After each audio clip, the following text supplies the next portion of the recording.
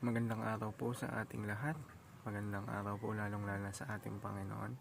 Ako nga po pala si John Robby Medina at ngayong araw po ay samahan ninyo akong dito sa ating gagawing devotion at samahan ninyo akong unawain at naway may apply natin ang ating mga pag-aaralan ngayong araw sa ating buhay.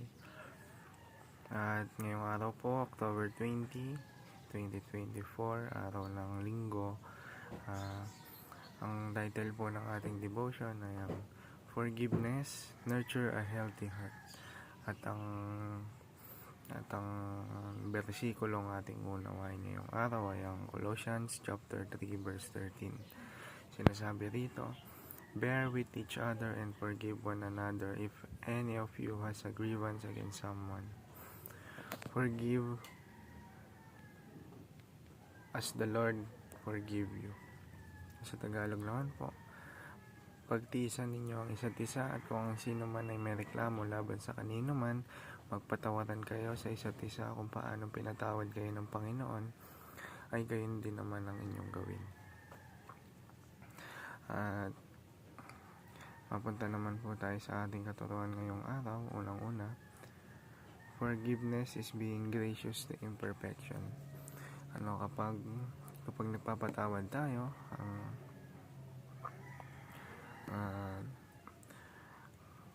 parang dapat naman talaga na magpatawad tayo dahil wala naman perfectong tao sa mundo. Miski tayo nagkakasala rin at humihingi rin ng kapatawaran sa ating Panginoon. Kaya sino ba naman tayo para hindi magpatawad? Dapat lamang na magpatawad tayo. Sa ikalawa naman po, forgiveness is based on how God forgives. At sa ikatlo naman po, forgiveness is healing our own brokenness. Kasi kapag nagpatawad tayo, hindi lang yung pinatawad natin yung may heal, pati rin tayo kasi kapag nagpatawad tayo, parang pansin natin, parang magaan sa pakiramdam, magaan na wala ka nang dinadala araw-araw, wala ka nang iniisip araw-araw. Yun nga, magaan sa pakiramdam, tsaka yun, hindi na naapektuhan.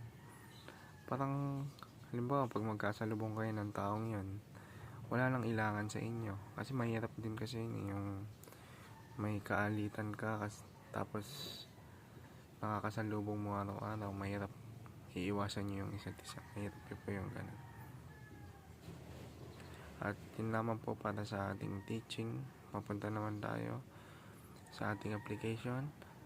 Unang-una, forgive others and stop punishing yourself. Yun nga po, kapag nagtanim tayo ng galit na pati sarili natin madadamay.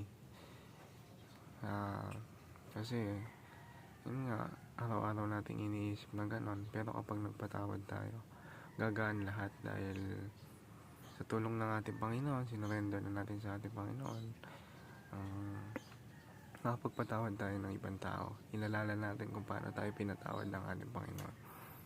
Sa ikalawa naman po, forgive others the way God has forgiven us. At sa panghuli ay forgive others in order to heal ourselves. Yun nga po, parang ang pinakapunto lang nito, ang pinakaaral lang nito ay magpatawad tayo sa ating kapwa dahil lahat naman tayo nagkasala.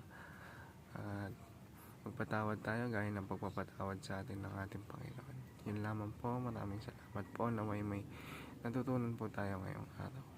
Yun lamang po, maraming salamat po.